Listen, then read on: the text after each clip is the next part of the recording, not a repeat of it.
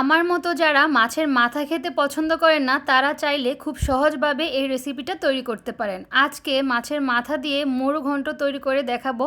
আমার বাসায় সবাই তো অনেক বেশি পছন্দ করেছে, এবার আপনাদের পছন্দ হয়েছে কিনা অবশ্যই কমেন্ট করে জানাবেন। তো মুড়ো ঘন্ট তৈরি করার জন্য অবশ্যই প্রথমে মুগ ডাল লাগবে।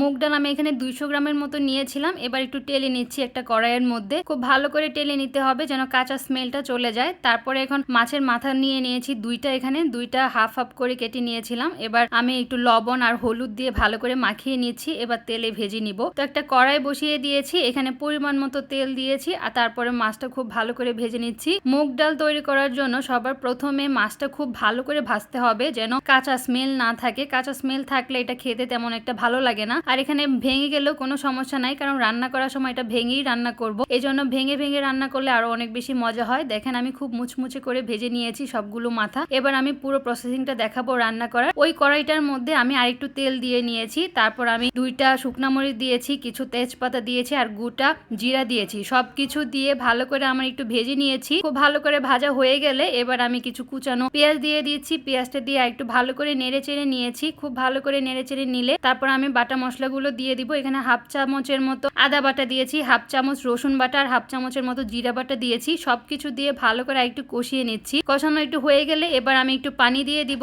পানিটা দিয়ে দিচ্ছি যেন মশলাটা পুড়ে না যায়। এবার আমি গুঁড়ো মশলাগুলো দিয়ে দিব। এর মধ্যে হাফ চামচের মতো মরিচ, হলুদ আর হাফ চামচের মতো ধনিয়া গুঁড়ো সবকিছু দিয়ে দিয়েছি আর পরিমাণ মতো লবণটা দিয়েছি। দিয়ে খুব ভালো করে আবার একটু কষিয়ে নিচ্ছি। যে কোনো মশলাই খুব ভালো করে কষালে রান্নাটা অনেক বেশি সুন্দর হয় এবং খেতে অনেক বেশি মজা লাগে। ভালো করে কষানো হয়ে গেলে তেলটা যখন আমার উপরে চলে আসছে তার মধ্যে আমি দিয়ে দিয়েছি মাছের মাথাগুলো। খুব মাছের মাথাগুলো দিয়ে ভালো করে আবার নাড়িয়ে চাড়িয়ে কষিয়ে নিচ্ছি। এটা কিছুক্ষণ রান্না করা হয়ে গেলে এর মধ্যে আমি মুগ ডালগুলো ধুয়ে ভিজিয়ে রেখেছিলাম কিছুক্ষণ 10 মিনিটের মতো, তো এটাও দিয়ে দিয়েছি। দিয়ে আরেকটু কিছু ভালো মতো কষিয়ে নিব। কষানো আমার ভালো করে কষানো হয়ে গেলে এবার আমি গরম পানি দিয়ে দিচ্ছি। আপনারা অবশ্যই চেষ্টা করবেন এখানে গরম পানি দেওয়ার জন্য। গরম পানি দিলে অনেক বেশি মজা হয় এন্ড খুব তাড়াতাড়ি রান্নাটা হয়ে যায়। যে কোনো রান্নার মধ্যে গরম পানি ব্যবহার করলে রান্নার টেস্টটা বজায় থাকে, খুব বেশি ভালো লাগে, তাড়াতাড়ি রান্নাটা হয়ে যায়। তো আমি এখানে পানি দিয়েছি হাফ কেজির মতো। আমি পরে আমার পানি কম মনে হয়েছিল, এই জন্য পরে আমি আরেকটু বেশি করে পানি দিয়েছিলাম। এই রান্নাটা আমাদের বাসায় সবাই অনেক বেশি পছন্দ করেছিল।